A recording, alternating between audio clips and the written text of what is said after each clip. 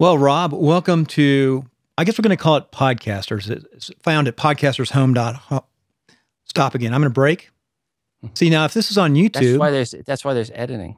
If this is on YouTube, the people would see this. That's why I like to show people behind the scenes, unedited, all what I go through. I can't believe I did that. Okay, here we go again. Second of silence. So wave if we were on YouTube, we'd wave.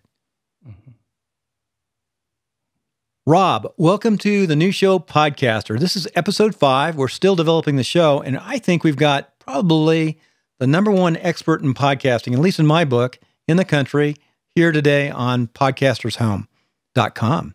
So, Rob, tell us all the magic about podcasting, solve all my problems, all the podcasters' problems out there. How are you going to solve my problems today? Go to libsyn.com and sign up. See, you're marketing. There's 3 things you have to do if you want to make a living or make a little money while you podcast. And one of them is marketing, right? Right. I mean, first thing you want to do it for free, you want to learn free, and you've learned from this, is go into iTunes and you can search for Podcast 101. It's a free book, and it'll give you all the information to teach you on how to podcast. Everything from A to Z, getting you started and all the way through to hosting, to submitting to iTunes and Stitcher and all the other stuff. And it's a free book. I don't charge anything for it. And I've always made that available for people to learn from so that they can then go get a webinar, create that on their own, and then charge other people for the webinar.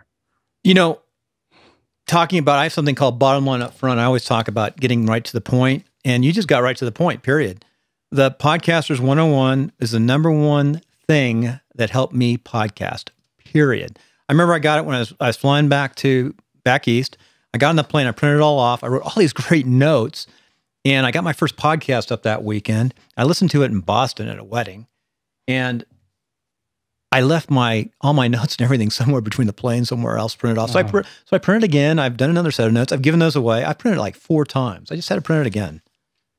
Now it's supported finally in iTunes. The iBooks are now supported on the iPhone. So before it was just iPad or your desktop.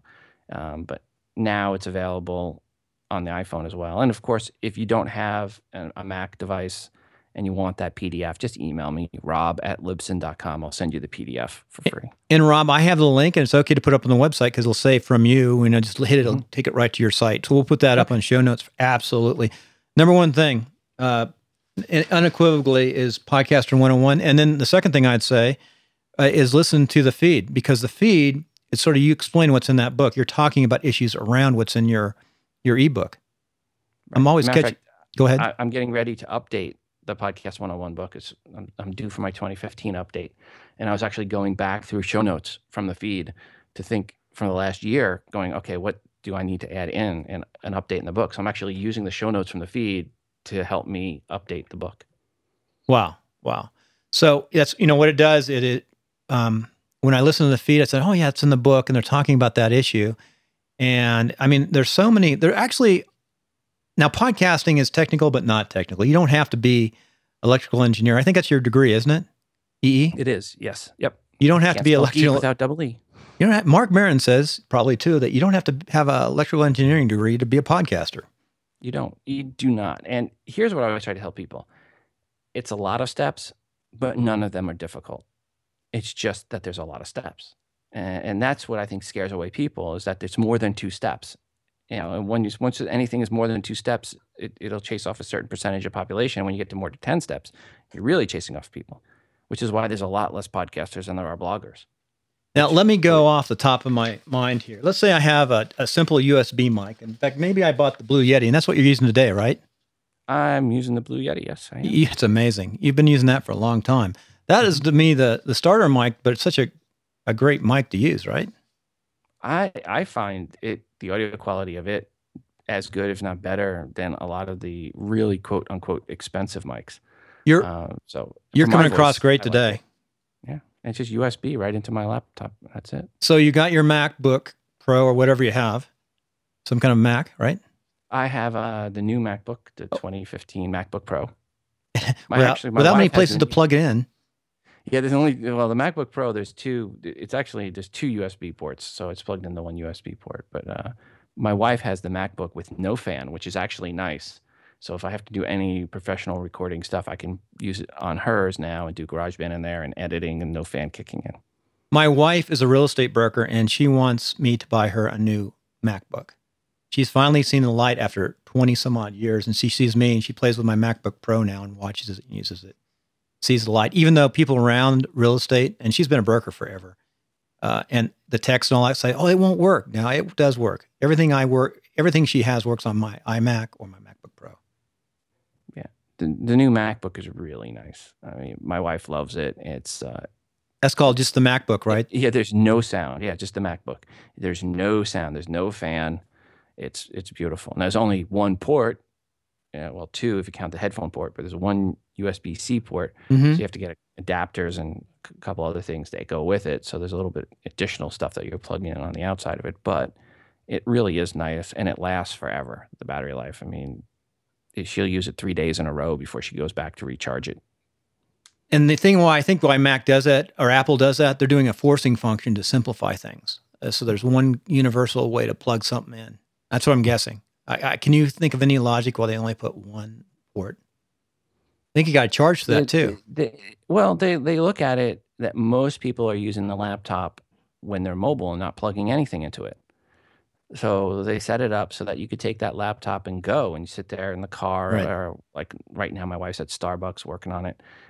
You can be there and you're usually not plugging anything in. But then when you bring it back to the office, I plug one port in, and that port then has a connector that has to the secondary monitor and to the keyboard and the power and the mouse. Yeah. And so all that comes in when I plug that in for her. Okay, so we're podcasting now. So we got the mic, the Blue Yeti. We've got, you prefer to have a Mac of some sort, but you could do it with a PC too. So we got those two items taken care of. Now we can start talking. We got to record something. So you're going to probably say we're going to record directly into either GarageBand or one of the other Adobe Audition, which costs money, or Audacity. Audacity. The iBook I have, or ebook, actually goes over Audacity. I am thinking of adding a supplemental chapter to go over GarageBand in there as well. So I may be adding GarageBand to that as a secondary part to that one chapter where I do recording. It depends what, GarageBand has done a couple modifications, upgrades in the last couple of years. Because I've been doing podcasting, 6 months of just experimenting, putting up little feeds. My first 7 or 8 shows were just fun, just putting up sound. And I noticed I liked GarageBand back then, but then they changed it. And I said, no, I don't want to relearn this. And I got Adobe Audition now. But so anyway, so we got the microphone, the computer. Now we've got something to record it on. I guess you could use some other platforms too that come along with your computer. What else could I record on to? Well, a lot of people, and I do one of my podcasts, or I record on the iPhone. and so I'm recording right on the iPhone or the iPad, and I'm recording into BossJock. And then any editing I'm doing, I'm using an app called Twisted Wave. So BossJock costs you $10. Twisted Wave costs you $10. For $20, that's all the software you're going to need to podcast. Now, what show is that? I've listened to it. I can't think of the name. The show is called Casey Startup 411. Yeah, I've listened. Casey, it's Casey Startup 411. I know that website, so that's what it is. Is that the one you do the interviews down at 1 Million Cups? Yeah, where I do interviews at 1 Million Cups. So I go in and I record on the iPhone, and I try not to do editing. I do the recording where I can, right into the BossJock app, and I do the whole episode and done. And we start the interview where I meet the person at 8 a.m. We start recording around 8:10. We're finished by about 8:30, and the episode's posted by 8:45. And I mean, live on the feed. Done. Bingo. And that's really, I think, what podcasters need to do. They need to get edited quickly and get their stuff up. Now, if I really mess up, if there's something where there's coughing or there's some major mess up that needs to be edited, then I can take that interview, the recording after it's done, and then we could take that into Twisted Wave, and then I can edit in Twisted Wave, clean it up, and then bring it back into BossJock, and then finish it up there.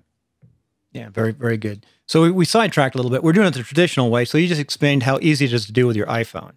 But going back, we've got the microphone, the computer. We've got maybe auditing software of your choice. There's a lot out Yeah, there. and I would say the three major programs are Audacity, which is on both Mhm. platforms, Adobe Audition, which is on both platforms, and GarageBand, which comes free on the Mac. So those are the three key software. I think the majority of podcasters, if you were to look that are out there, are using one of those three. Probably 90+% of podcasters use one of those three applications. I've never used There it, are but there could are you use others. QuickTime Player? You know the No, one, yeah, I wouldn't. You're not going to be using that to be editing and doing. right? Yeah. You can't edit with that. So yeah, I mean, there are other applications. Don't get me wrong, but I would say when you talk to majority of podcasters, easily over 90% are using one of those three programs. So keep it simple. It's going to probably be, if you want to keep the cost down, either Audacity or GarageBand, depending on your platform. Mm-hmm. So we got those three things. Now we got the sound. Now we've got to go find someplace to host the sound. Now, if I have a website, I guess I could, and you got to create an MP3 file, of course. That's what you're going to finish up. Create an MP3 file, and I always recommend, if you're using Audacity, get it out of Audacity as a WAV file, uncompressed, bring it into iTunes, and then encode in iTunes to MP3. The encoder in iTunes is much better encoder than what's in Audacity. So if you are using Audacity, don't use the lame encoder. Lame encoder is lame, no pun intended. But the encoder inside iTunes is really good, and you can just share from GarageBand into iTunes and then as an AIFF file and then encode to MP3. That's the way I recommend, at least. The encoder that's in Audacity is also very good. So, for example, Mark Maron's podcast, he uses Audacity, and he exports at 40 kilobits per second. So if you listen to Mark's, his is one of the lowest bitrate shows that are out there, but it sounds really good, and he's using Audacity to do it. Was the president 40 kilobits? Yeah, the president interviews 40 Unbelievable. kilobits per second. You know, I assume it's mono too, right? Yeah. You know, the number one thing I started doing after reading your book and getting everything squared away was going to mono with a podcast. Yeah, too many people try to do stereo or joint stereo. I find mono works really well. 64 kilobits per second is fine. 96 is the upper limit. Yep. And again, if you listen to the WTF interview with POTUS, it is 40 kilohertz, 40 kilobits per second. Hey, for our listener, POTUS, President of the United States. Yes. Sorry. That's okay. I was in the military. And we use that all the time. So, you know, again, if you go and listen, people have I haven't heard one person complain about the audio quality of that interview. And most people don't realize how low a bit rate is. And it's an hour plus interview when you consider the beginning and the end of it. And that was a 22 megabyte file. Now, Mark, you know, is doing really well, makes a lot of money. He's also a comedian, of course. He has someone who helps him out, a producer somewhere. Yeah, Brendan McDonald. And Brian, right. I've heard Brian. And now I assume that Brian probably does the editing. Brendan, yes. Oh, Brendan, excuse me. Yes. Yeah, he'll do the editing. So Mark will do the artistic work, and then Brendan does the post-production. Do you know how they act? Like, they create a WAV file, of course, and then they drop it in Dropbox. Do you know how he processes that WAV? I don't. I know he does the editing in Audacity, because I asked him, because I'm like, yeah, I knew he did it at a lower bit rate than almost everybody else. And I said, you know, how do you get it sound so good? What are your settings? What are you using? And he said he just does it right in Audacity. He just tweaked it, Audacity settings for the encoding, and found ones that work for him. Now, I don't want to scare anybody away, but we're going to talk about ID3 tags. Mm-hmm. What's the trick on ID3 tags? Does it really make a difference if they're that great, or what do they do? ID3 tags are nice in that, depending on the application where someone downloads your file, it gives different metadata for that MP3 file. So it'll put it all in the same album grouping or the same author grouping. So it's just additional information for people to find. Now, a lot of your ID3 tags actually get overwritten in iTunes based on what's in your RSS feed. So you might have some ID3 tags in there, and then some of them get overwritten by Apple, because early on, nobody was putting in ID3 tags. So Apple wanted you to have that information, so it made it easier to sort into groups and playlists and stuff in iTunes client.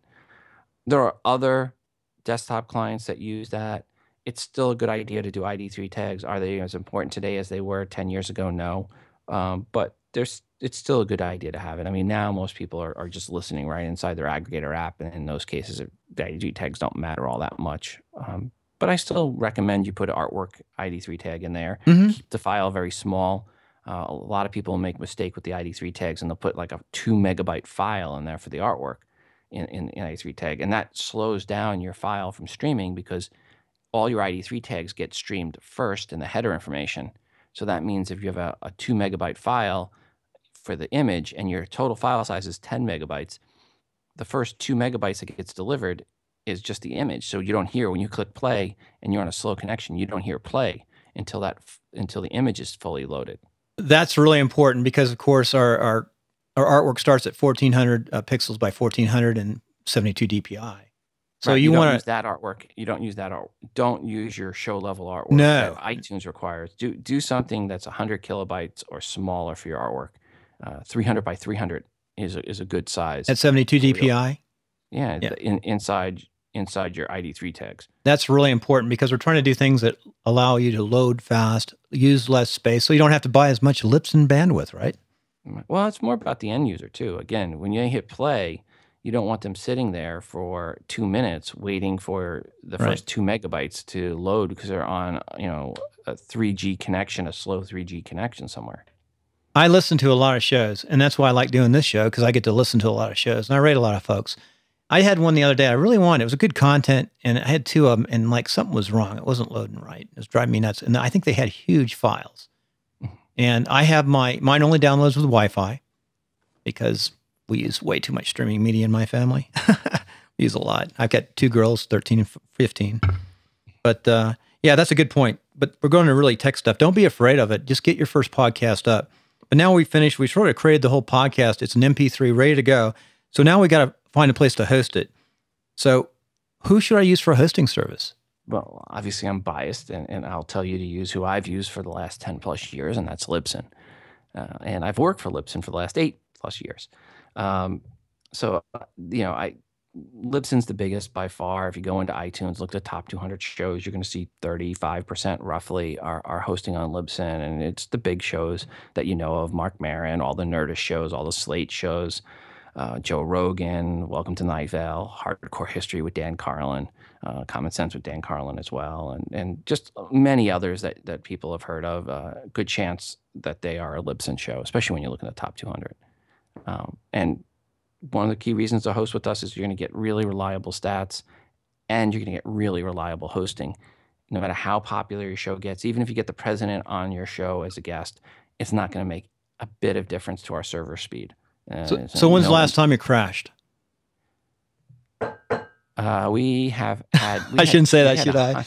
We had 100% uptime in 2014. Wow, that's amazing. When you think about it, and I think the technology is going forward to just things like that happening. That would never happened in the past on anything. Yeah, we dual CDN. Our back end is really robust. We dual CDN, push out to 40 different nodes around the world. So we have a lot of redundancy and backups in place. And then when you upload a file to us, we make multiple copies, and 2 at the main file, then a copy at the local location. Then we have a 3rd copy at our secondary location. So even if our main server farm went down, we have another server farm to back up. So we've got a lot of things that we've put in place to make sure that when you upload a file to us, it will be there and it won't disappear on you, and you won't get an email saying, hey, you need to re-upload that file. I mean, unless it was something corrupt during the upload process, which happens from time to time with anybody. Connection will time out, which is also a good reason to do FTP upload if you have big files. But yeah, once the file's up and it starts downloading, it will continue to download for as long as your account's with us. Right. You know, that's what I like about your system. It's a $5 minimum, which I love. I like to see how much I can squeeze out of it. That allows me to have more shows, by the way. My addiction to podcasting. And you could, I thought about this listening to a show. You could be like the therapist for podcasters. It's podcasts are like potato chips. You can't just have one. It's an addiction, isn't it? There's another thing too. I've got five I'm actively involved with right now. The 2 addictions I've got to solve is that podcasting. I love podcasting. I'm not too bad. I'm a little in control, but it's also, you probably have this addiction to the website domains. I got away from that a while ago when I realized I'm not going to do anything with them. So I've got, my son's names, porterwalch.com. I registered his and my other son's name. And so I've got their domains taken care of. Todd Cochran, he's got like a gazillion domains. He's still got the addiction. Hmm. You know what I'm talking about, right? Yeah, I've got a few, but not many. I've really pared down. I maybe have 20 domains out there now that I've got registered. That's about it. I've pared everything else off. I've got like podcastwidow.com and stuff like some funny ones like I held on to, podcastingjobs.com. Yeah. Again, I have my accountability. I actually have an accountability guy. It's two of us. He's an electrical engineer, Silicon Valley guy. We're sort of semi-retired over here, and he keeps me accountable and I keep him accountable. And we have a third person. And these tech guys say, you got to break that podcasting domain addiction. And they talk because it's sort of like you go too many different directions. They say, focus on like 5, 6, 7, websites and don't worry about the domains. Just today's domain world, it's all about search anyway, to tell the truth. It's not about the fancy name. It's about search. It's about your keywords. So that's really good. I think we almost have our podcast up. We've got it on, and now we've got to get it into iTunes and some of the other platforms. Stitcher. So is Zune still out there? BlackBerry's almost gone. Zune is not really out there anymore. It's kind of dead. So BlackBerry's dead now as well. But now the big ones are obviously iTunes. Spotify is going to become a big one, which you need to host at Libsyn if you want to get into Spotify. We're just announced a partnership with that. TuneIn, we have a destination for TuneIn as well. So you'll be able to create a destination inside Libsyn, and that'll go automatically into TuneIn once they finish their part of the back-end integration. Getting your feed into, really, I think the two biggest places where you have to submit your feed today are iTunes and then Stitcher. Okay. And then there's a bunch of other places, but those are the two big ones. And then you get a destination with Libsyn for TuneIn, for Spotify, for SoundCloud, and get it to those places as well. So we're sort of done with, we've got the podcast up. I'm going to ask two little points. I'm going to ask your opinion of these two ideas. And I've done it both ways. I've helped locally in Reno a lot of people get up on podcasting, different organizations. And one thing that I did myself, and I think this is really important in later shows, and I think in my first show, is just do some demo ones for myself. Not a lot of content, just practice sort of the mechanics and not be scared of it. And I think for me, to start with a $5 account for that first month and play with it is a great idea for me. What would you suggest is the best way to start? What account level would you start out if you're new? Well, again, if you're very new, if you've never podcasted before, then yeah, start out with the $5 account. Just to get your feet wet, just to learn how to create a file that says, hey, I'm testing, this is test number 1, and get it up there. Don't submit your feed anywhere.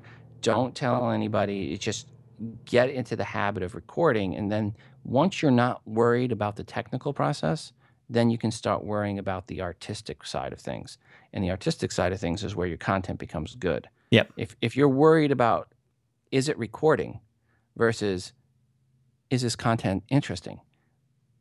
You're worrying about the wrong thing. You shouldn't have to be worrying about, is it recording? You should know it's recording, and you should not be in fear of that.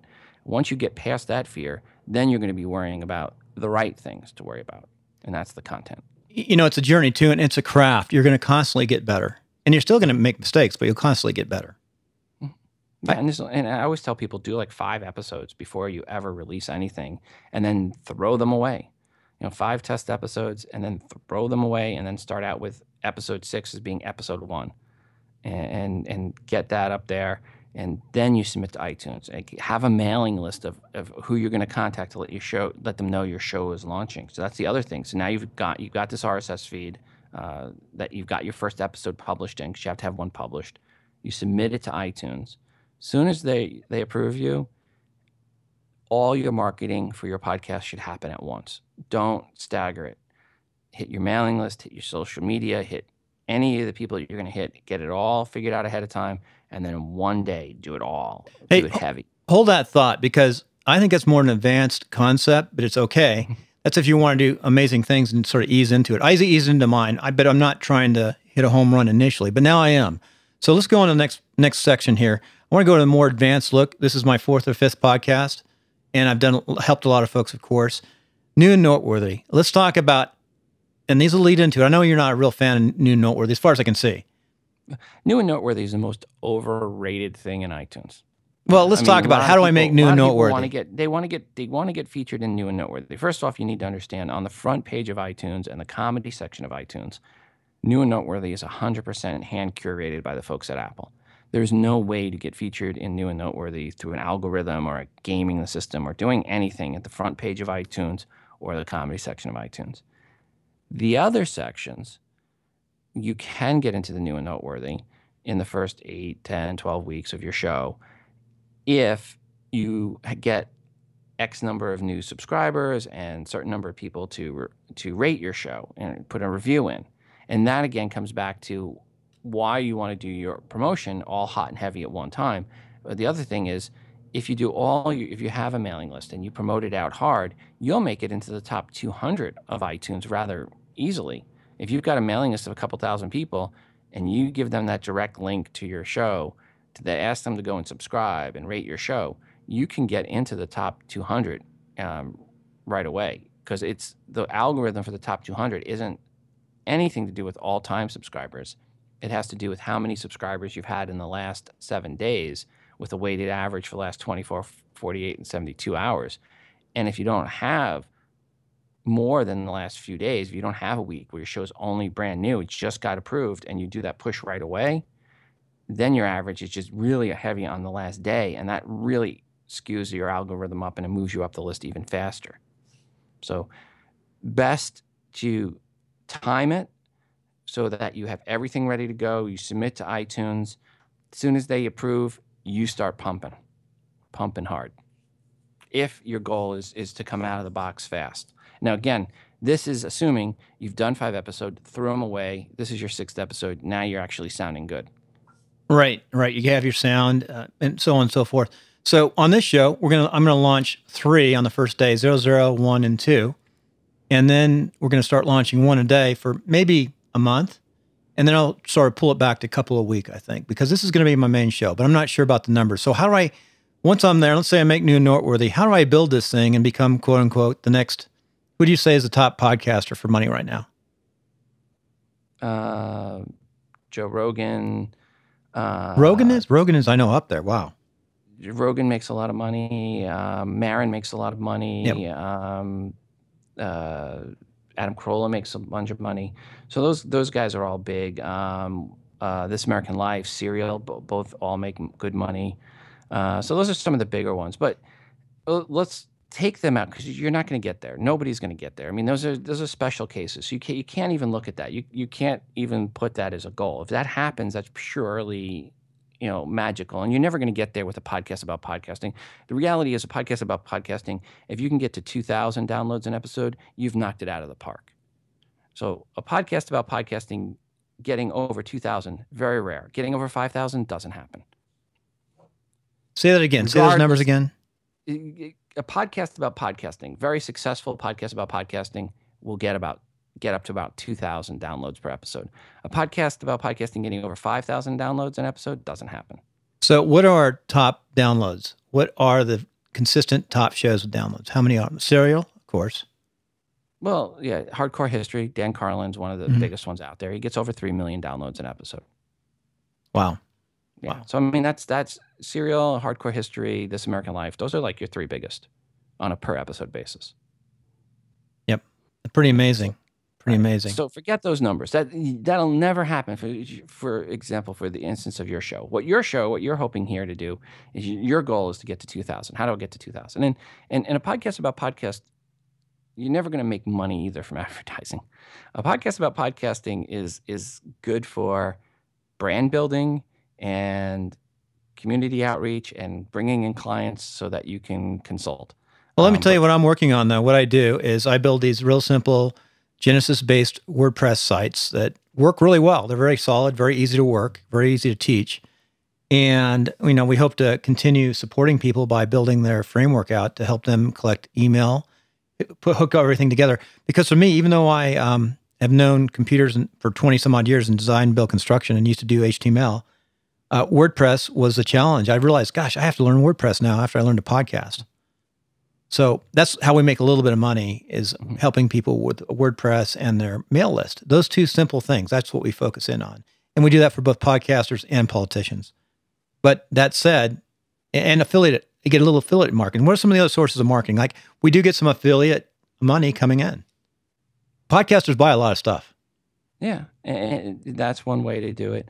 Again, direct advertising on the podcast, you're probably never going to get up to the numbers that you're going to be able to get CPM advertising. So it's going to be affiliate, a donate button. Hey, support the show.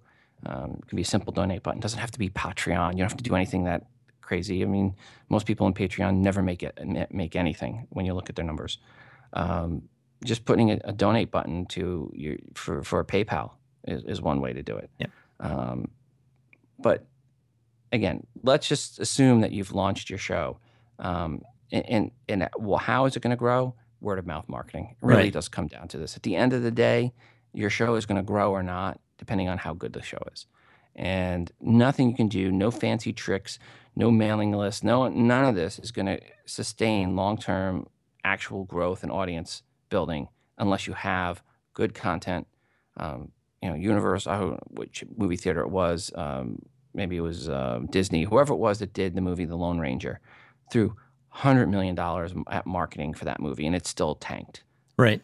That's a good point. So no matter how good how much money you have to spend on marketing, if the content's not good, the audience won't be there. So what type of show do you want? What needs to be the 6th or 7th show to get actually advertising? If I want to go that direction, which I don't want right now, I just don't want to go that way, but I don't need to go that way. But if I want to do a show that would actually get real advertising, I know I have to have a lot of downloads. How many downloads do I need? And what do you think the best type of shows to create would be?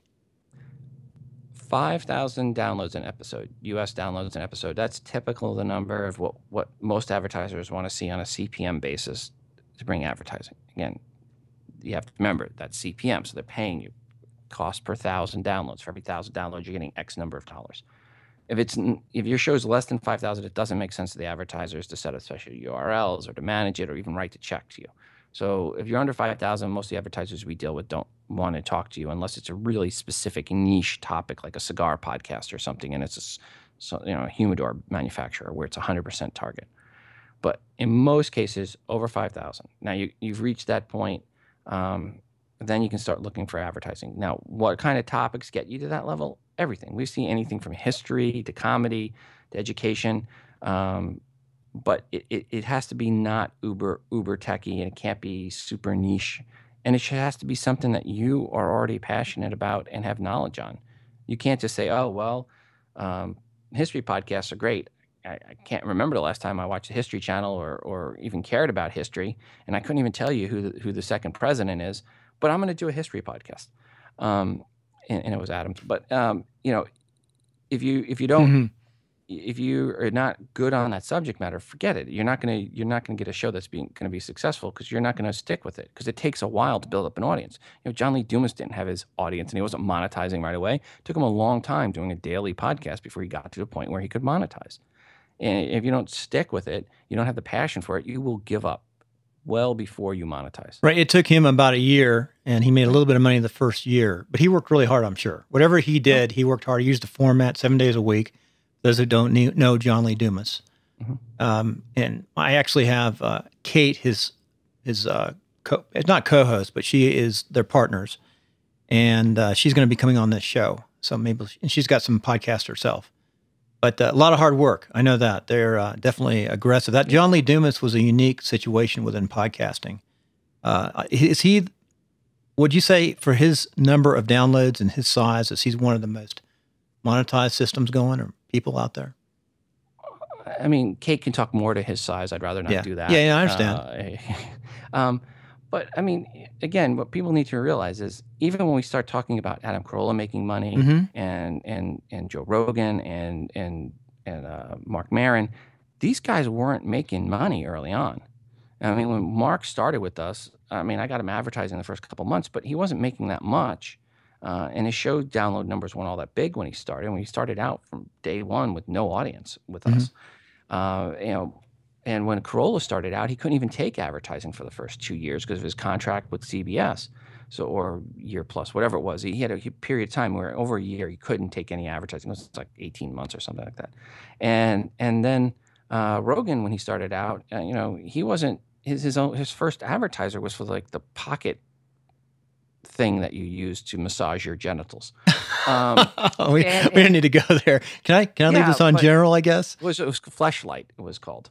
And that was his only advertiser. And I remember trying to bring Joe advertisers, and I'd have advertisers listen to his show and go, I don't want to advertise on that. And I remember talking to him, like, Joe, you got to get rid of this. And he goes, well, if you bring me an advertiser that pays me more than what I'm getting per month for these guys, I'll do it. And I did. And then boom, now he's a ton of advertising, and advertisers love him, and he does a great job. And he had one advertiser just chased away all the others. Yep. It's interesting. Hey, so going on over the horizon, what do you see is coming up in podcasting? What's the future? What are some of the other niches and other ways? And I've got a couple ideas here I want to run past you. You mean as far as topics? Not topics, but what do you see is going to happen with podcasting? We've got the iPhone, the smartphone has really changed how we listen to podcasts. Of course, people are getting... it really comes down to the thing that will change podcasting, because right now it's all about mobile. And it's really about the iPhone. And when you look, and people say, well, what about Android? Well, there's 5 times more Android devices out there, but there's 5 times more downloads from iOS devices and Android devices. That means on a per handset basis, you're looking at over 25 to 1 ratio for the typical iPhone to the typical Android device. So for anything to change, it has to change on the Android side. And it's not going to change on the Android side until Google supports it natively. Until Google has a native podcast directory that's available to people, all Android users, natively from day one. Until that happens, Android there will be no pickup on podcasting on the Android side. Now, there's little things that have been released and people trying to push out, these one clicks, and for Android, that's not going to move the needle. At the end of the day, it's really not going to move the needle, because it has to be native. It has to be when people get that device and they discover it on that device, not by finding some link on a website that they went to, on the device, natively searching through, hey, here's the Google Play podcast app, or whatever they're going to call it. And that leads us to the podcast app. If I'm going to make new note where they do all these neat things and make this show work, I'm going to need that app, right? Right. Well, it needs to be there. That, again, the free one, right? There needs to be a free app on Android that's native with a directory, an Android Google directory for podcasts. Until that happens, you're not going to see much change, other than, we're going to see more and more iOS users and a few more Android users coming along, but it's going to be a slow growth. There won't be another big uptick in podcasting until Google gets behind podcasting. Spotify is going to help. If Pandora came into the playing field, that would help. Do you think the president just coming on was a little uptick, possibly? Oh yeah, going right into the season. President helps. Yeah, it helps. Definitely help Mark, and a lot of those. I looked at his numbers today, and his numbers today for his typical episode are much higher than it was for a typical episode before the president came on. So there's certain people that have come around and stuck around. It'll be more interesting to see where Mark is 10 episodes after the president came on than right now, because when you click that subscribe button, for the next 5 episodes are going to automatically download. So we haven't gotten to the point yet where I can say, okay, this is how much it actually increased his audience. So when he gets about 10 episodes out from the president, by the end of July, I'll have a really good feel for what did it really mean to him.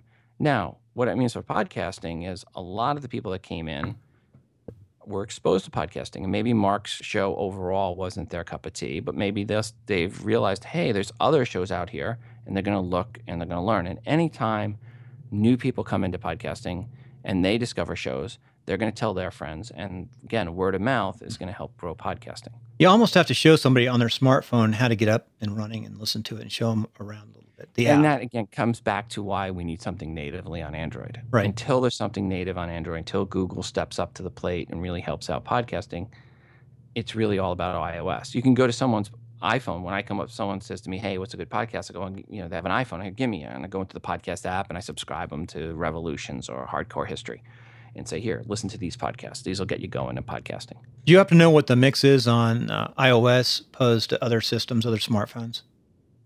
Well, again, iOS to Android is last month was 5.5 to 1 ratio. Really? 5.5 downloads to every one. But how many actual smartphones are out there? They're mostly other than iPhone, I assume. iPhone's huge, but there's also huge, but Android's much bigger. So there's 500 million iPhones out there that are active, iOS devices. I should say 500 million iOS devices out there that are active. There's probably probably 3 times that amount that are active on the Android side. You know, when we started the show, we didn't talk about your other shows, which I normally do. Today in iOS is your show, something to listen into if you really want to know what's going on with the iOS systems. But but for every one iPhone, there's like 5 other smartphones or 4 other smartphones or something like that, 3 or 4. Yeah, I mean, worldwide, Apple, I think iOS on the iPhone side is like a 15% market share worldwide. Mm-hmm. And then the majority of the other ones are Android, but then there's some Windows phones are doing well in some other markets, and of course, as you hear the lawnmower coming by. Is that the lawnmower? I had a little of that earlier today. Yeah, out of your house. Yeah. No, matter of fact, I did an interview recently with for KC Startup 411. I haven't put it out yet, but I did it with Tim Ferriss for a future episode of KC Startup, and I go, Tim, welcome to the show. As soon as I said that, the lawnmower kicked in. So you did that? You didn't do that from 1MC that day? No. I did that. I did that one because he's not here in Kansas City. I wanted to do that one, just kind of bring in somebody that really knows startups and to talk about startup scene and what got him going in startups and things like that. So that'll be not the next episode, but the one after that I'm going to do on KC Startup. I have to get the next one up, and then I've been waiting because I'm trying to schedule out some setup interviews. Did I miss anything else like 411? You've had that forever. Podcast 411 is out there, and the feed with Libsyn. Yeah. And then I produce my son's podcast, Porter's podcast. He's 7 now, and we do a show. Well, he does a show, and I help him. So does he have any advertisers yet? No goal of advertisers. I'm giving you a hard time. So you have advertisers on your shows, though, some of them. I don't have it on Podcast 411. I've never taken advertisers on Podcast 411. The show has always been ad-free. But Today in iOS, I absolutely have advertisers, always have. Matter of fact, started out with an advertiser before I even launched the first episode because I knew the folks at Audible and said, hey, I'm going to launch this show. You guys want to advertise it for the first 3 months? And then they said, yeah. And they gave me a set rate for the first 3 months without sight unseen. So it was kind of fun, and I paid for the iPhone. So as we close up, I want to say a couple of things about you, Rob. You definitely, to me, are probably the most knowledgeable person in this business. And I want to talk a little bit about sound, too, before we go away, because I just had a discussion with the sound, I don't want to use that word, but the sound, whatever, the sound enforcers. And some guy was giving me a hard time about LUFs and all that sort of thing, and giving John Lee Dumas a hard time online about they're too loud. Well, you can have them, I like them loud, so you can always turn them down. You want it loud. Yeah, I agree. Thank you for saying that. Right. Thank you for saying that. And it doesn't, in that mono loud, it's easy to hear. I can turn it down. It's not that. People listen to podcasts driving down the road. You drive down the highway and it's not loud enough, they can't hear your podcast. The biggest complaint I'll get every now and then, I've done it. I accidentally released an episode or two where I didn't get the levels up. I had turned off my master EQ, AU peak limiter. I have where I do an 8 dB gain and to the overall file in GarageBand, and somehow I got it turned off on the master for 2 episodes, and I got a bunch of complaints, and because it was too low, and I hadn't noticed, I wasn't paying attention, I didn't notice, and that was a while back, and I always check now. I always make sure that I've got that show loud. When I'm listening through my earbuds. On my laptop, I have it down to like 2 clicks out of my volume level on the Mac is how I'm listening back to it. I have it so loud. So when I turn it all the way up, man, it hurts. And that's the way it should be. You know what? I have my earbuds like hanging on here, and I always forget to plug them in. I did this episode without plugging them in because usually I'm listening like with one stuck in my ear instead I'm using the speakers on my iMac. Oops. It'll sound will be okay because I got a dynamic mic, but anyway. Well, I didn't hear any echo back. So yeah, I forgot about that. I always do that. I don't know how I can remember that. I guess I should have a checklist. But anyway, so that's very good, Rob. I appreciate it. Any last advice you would give podcasters and my show to improve and to get better? To improve and get better, the most important thing, and I'm shocked at how many people don't do this, is listen to your own show. Listen to every one of your episodes after you release it. Listen to that episode. Because if you're not listening to it, you're missing something. I've picked up where I had the intro or outro music muted for that track, and totally missed it. during the recording, and I was listening to it afterwards. I was like, oh, got to go back and fix that. So yeah, listen to your own show, and you'll be surprised what you'll pick up. And even if it's not something you have to urgently fix, are you saying you know too much? Are you saying and Is there something that you're saying over and over? Is there a certain key phrase that you keep repeating? And go back and teach yourself not to do that and edit that out. What's your vocal pause? What is it that you use in your mind when you're trying to gather your thoughts? And if you have a vocal pause, so, or now, I do now is mine. I always have to try to get rid of now when I'm doing interviews. When I'm actually do the editing of interviews, I'm editing out now all the time. So now let's talk about this. Now let's talk about that. And so learn what it is that's your vocal tick, so to speak, and try to work to eliminate that, because that'll annoy longtime listeners. And if you become a longtime listener of your show, it'll annoy you and you'll get rid of it. A very good advice. So your last advice is listen to your show. Yeah. So few people really do listen to their show. Very good. Hey, thank you, Rob, for coming on today. I mean, we could go on for hours because you are the master, and there is a lot to learn the craft, but to get podcasting, you don't have to know that much. No, you get my free iBook, and that'll teach you. And if you have questions, I'm very approachable. Rob@libsyn.com, ROB@LIBSYN.com. Email me. Feel free to email me anytime. Any questions, and I'll try to help you out. I'm convinced you work all the time in closing, because I know you offer to do this at 10 o'clock at night, which is like your time. Amazing. I would have shaved at 10 o'clock tonight. We should have left you on unshaved. I think that's good. You get to know the person. I think people like you that way. Well, last night we had the tornado warnings coming through, and I just finished working out, and I'm like, okay, I can't shave today. So I just jumped in the shower real quick and showered off, and I was like, okay, I can't take time to shave because I'm bald, so I shave my whole head, so it takes a few minutes to shave. Right. In fact, don't you advertise like a little Harry's? Yep. Yeah, Harry's. I'm a Harry's. It's not just my advertiser. I am a Harry's user. I love Harry's razors. Well, people will see me on this. I'm sure it's just recording on YouTube for me, so they'll see me. I got that nice head still. It's still working, head of hair. Not quite there yet. You can see me at Podcast Movement. If you see me at Podcast Movement, you'll see me with my nice Harry shaven head and my Warby Parker glasses. And that's a good way to finish up. Podcast Movement, when is it? Any discounts? Podcast Movement, I've used Libsyn as a promo code to get you $100 off. And Podcast Movement is going to be July 31st in the evening. And actually have some stuff going on during the day, and then which is a Friday. And then Saturday, Sunday, August 1st and 2nd are the big days. So hope to see you there. It's in Dallas, Texas. Libsyn will be there. Myself, Elsie, and Crystal. So there'll be 3 of us from Libsyn will be at that event. Very good, Rob. And thanks again for coming on. It's always appreciated of your wisdom and your knowledge. Bill, thanks for having me on. And don't worry about new and notable. It's so overrated. Good way to finish. Don't worry about new and notable. That's the last advice. Well, that was for you. That was not so much for your audience. Yeah. So thank you. People worry about it. I mean, getting featured in what people don't realize, getting featured in new and notable on the front page right now on the front page of iTunes means about 300 people will click subscribe. And you're going to need that mail list. And a lot of people don't have that mail list. And that's one of the things that we try to solve, because you have to have a way to gather mail. I mean, that's another whole episode of mail lists with your real estate agent. Like my wife is a broker building her list.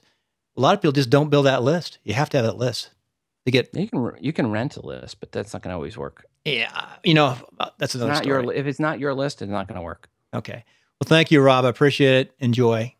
Stay on for a second. Yep. Bill, thanks for having me on. Okay. Stay on. Don't hang up.